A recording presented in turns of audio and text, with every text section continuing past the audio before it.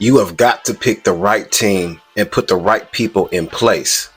You have to know what their weakness is and what their strengths is. And you got to be honest with yourself. Are the people that surround you, that you keeping around you, are they adding value to the situation that you got going on? Do they have the same agendas and goals that you have? And do those goals and agendas align with yours in the greater mission? See, there's nothing wrong with being used, because if you're not able to be used, you're not useful. And I know a lot of people have heard that, so it's becoming more cliche. But there's nothing wrong with being used. That means that you have added value to yourself so much that others can see the value in you, and they want to extract that value out so they can help them as well, which in turn should be helping you. Remember, all relationships are transactional. I don't care what you call it. Work relationship, if you're exchanging energy, that's a transaction. If you're exchanging love, that's a transaction.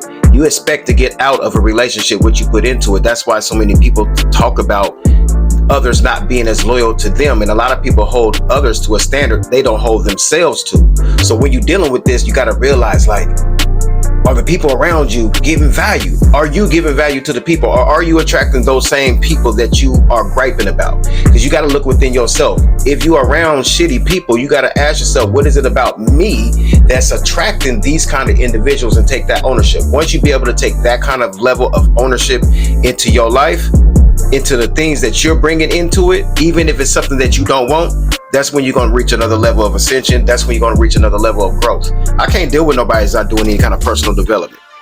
Not at all.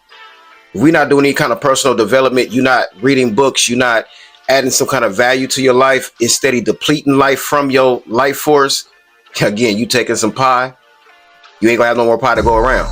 So eventually all you're gonna have is spoiled old pie or nothing, or crust left, and that's all you got to give me is the crust of your life.